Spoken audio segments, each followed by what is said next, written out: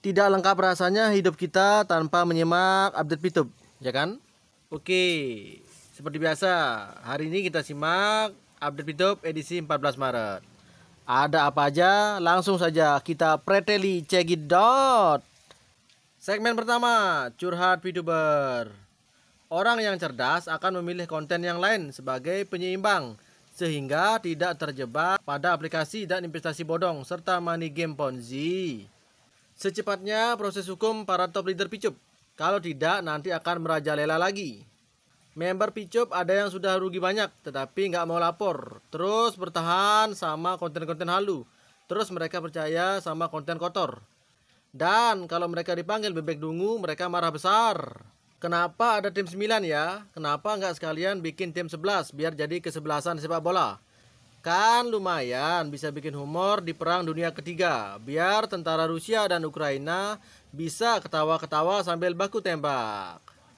Nanti dalam sidang juga akan terbongkar leader siapa aja yang punya pipi besar. Dan dari mana asal pipinya.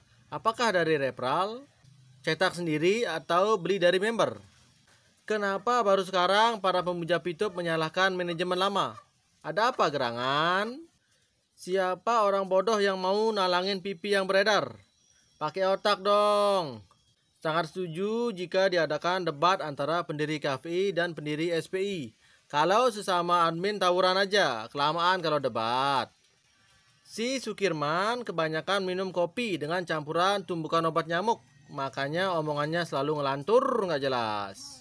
Pitup lama dan Pitup baru sama aja. Pada intinya pipi harus dibeli oleh perusahaan. Itu hanya spekulasi. Kenapa manajemen lama disalahkan? Itu hanya untuk menutupi kesalahan manajemen yang telah terjadi sebelumnya. Pak Eman menampik kalau dianggap manajemennya Picup. Dia juga menolak disebut bisa meng-on-kan Pitup dalam video pada Suka Channel. Terus, siapa yang katanya sedang memperjuangkan Picup? Tanda tanya. Yang menghembuskan berita bohong tiada henti adalah para konten kreator pro Pitup dan grup KFI tentunya. Kita sebagai member harus percaya pada tim 9 karena tim 9 adalah penguasa semua usaha perekonomian di bumi. Tahukah Anda bahwa gara-gara Ukraina tak patuh pada tim 9, maka Ukraina harus menerima invasi dari Rusia, dibantu chatnya Amerika, Argentina, Italia, dan Prancis. Semut, belalang, kambing, kerbau semuanya tunduk dan patuh menuruti perintah tim 9. Sekali tim 9 tunjuk jari telunjuknya, maka hancurlah planet Mars. Tim 9 sangat luar biasa sebab selalu hadir dalam dunia ilusi tak bertepi. Kalau seorang leader jawabnya ngelantur, itu tandanya dia leader halu. Kalau ada member yang bela-belain Pitup akan on, tanyakan siapa yang akan meng-on-kan Pitup. Kalau dia jawabnya ngelantur, itu tandanya orang itu halu. Hadirnya Pitup membantu masyarakat di masa pandemi ini. Ya, sangat membantu. Tapi dalam hal memiskinkan umat. Haha. Semua PLC juga semestinya dilaporkan. Karena berawal dari PLC lah juga Pitup makin berkembang biak. Ya toh.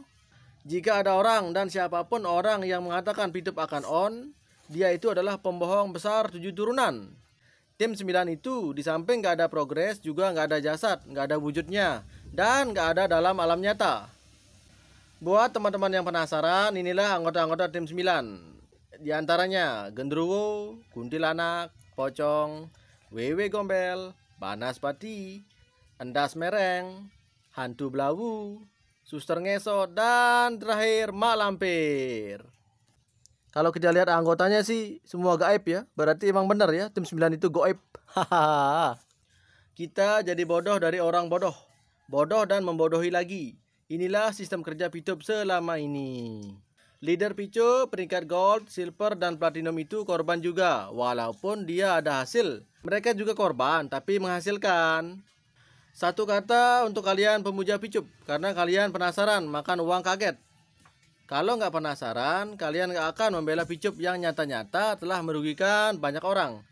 Dan nyata-nyata kerjanya hanya bodoh membodohi member aja. Yang masih membela Pitup dan mengatakan Pitup akan on itu orang-orang yang sudah kenyang dan sudah merasakan hasil yang didapatkan dari bisnis Picup. Mentalitas manajemen Picup goyang karena pelaporan Mayoni ditanggapi oleh Bareskrim Makanya mereka saling salah menyalahkan satu sama lain. Manajemen baru selaku pembuat skenario, tim 9 inilah jadi pemerannya dalam cerita perkibulannya. Tim 9 adalah tim gak becus. Kalau mereka niat onkan Pitup, mengapa nggak pakai dana mereka sendiri? Kalau cari investor, dunia kiamat pun nggak bakal jumpa. Bener juga sih. Makanya Picup ini hanyalah cerita trinovela belaka. Tim 9 ini dibentuk untuk menambah kedunguan member Picup. Tim 9 itu sama saja motivator busuk, lagu lama, kaset baru. Setelah perusahaan beli pipi yang beredar di masyarakat, terus perusahaan itu untung apa dari pembelian pipi itu? Buat apa pipi dibeli perusahaan? Perusahaan buat apa beli pipi? Mau digunakan untuk apa? Mana logikanya? Picup itu tenar dan viral karena kerjanya bodoh membodohi semua manusia. Kata Wilbert, setengah langkah lagi menuju neraka jahanam. Ha. Sebodoh-bodohnya orang idiot, lebih bodoh lagi member Picup yang nungguin Pitup on. Akal dan otaknya nggak dipakai. Udah setahun lebih main tenis, masih aja ditungguin. Kan gobloknya nggak ketulungan tuh. Wilbert dan Nopal mengatakan tinggal 1% lagi perizinan Picup. Itu adalah kebohongan semata. Mereka ngomong demi suksesnya misi mereka di P+, yang kedua-duanya adalah pemegang saham di P+. Sebenarnya yang bilang setia menunggu Pitup on itu bukan member-member bawah, tetapi leader-leader bajing yang sudah merekrut banyak member untuk fast track. Dengan harapan member-member fast track tak menuntut dan lapor ke polisi. Itulah propaganda yang diciptakan oleh gerombolan-gerombolan top leader-leader Pitup yang muncul di grup-grup Pitup itu. Mereka hanya cecunguk-cecunguk penipu yang pengen aman dengan hasil yang sudah mereka dapat dari merampok uang masyarakat lewat aplikasi Picup. Picup sekarang bagaikan seekor elang yang sedang mengalami transformasi. Tetapi sekarang kita sudah sampai di puncak gunung. Paruh sudah terlepas, cakar sudah dicabut. Bahkan sebagian bulu pun sudah mulai tercabut dan sisa sedikit lagi bulu di badan. Sebenarnya sudah 1 tahun yang lalu kedok mereka ketahuan. Masyarakat aja yang sadarnya baru sekarang, setelah pelaporan Mayoni tentunya. Tinggal menghitung hari dan selangkah lagi sambil menyeruput secangkir kopi. Menanti hari yang ditunggu-tunggu para manajemen, top leader dan konten kreator berbaju oranye dan tinggal di Hotel Prodio. Langkah Mayoni memang real lewat pembuktian tentunya. Dan bukan hanya keluar-keluar saja lewat grup pembasmi Ponzi tanpa melakukan apa-apa. Kalau sekedar keluar-keluar dengan bahasa sok intelek, anak SMP yang umur 15 tahun pun bisa melakukannya. Kalau Pitup nggak bakal on, orang pertama yang rugi yaitu Pak Kiai Eman karena dialah investor terbesar di Picup. Lalu pertinyiinnya, kenapa Pak Kiai Eman masih pede kalau Pitup bisa on?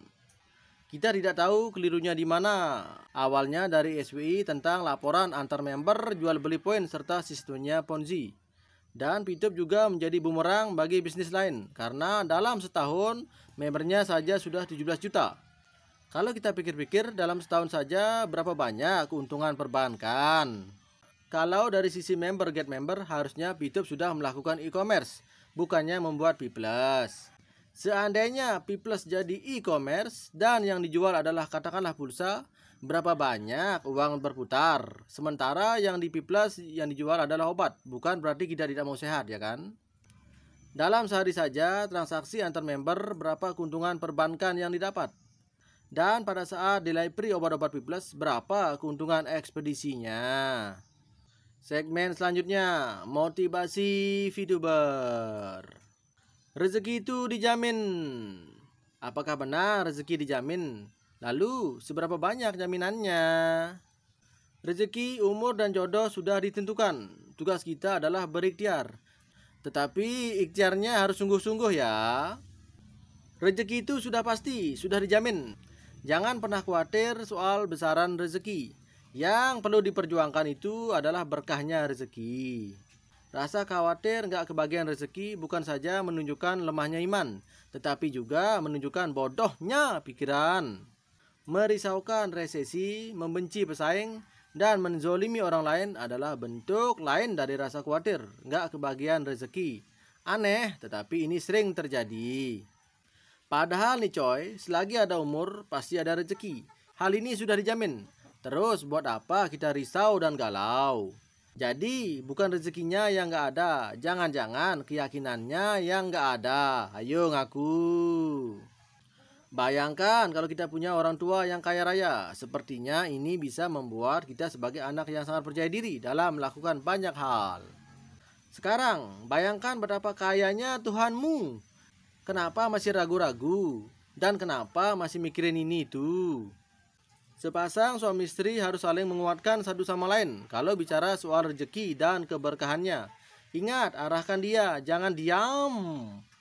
Kalaupun suami sempat kepikiran macam-macam untuk mencari rezeki, adalah tugas istri untuk mengingatkan, ya toh? Kalaupun si istri sempat kepikiran macam-macam untuk menghabiskan rezeki, adalah tugas suami untuk mengarahkan, ya toh? Sekali lagi, rezeki itu pasti sudah dijamin. Jangan pernah khawatir soal besaran rezeki. Yang perlu diperjuangkan adalah berkahnya rezeki. Catat tuh, brother. Sekian rangkuman update YouTube kali ini. Semoga bermanfaat. Sampai jumpa lagi di next video. See you.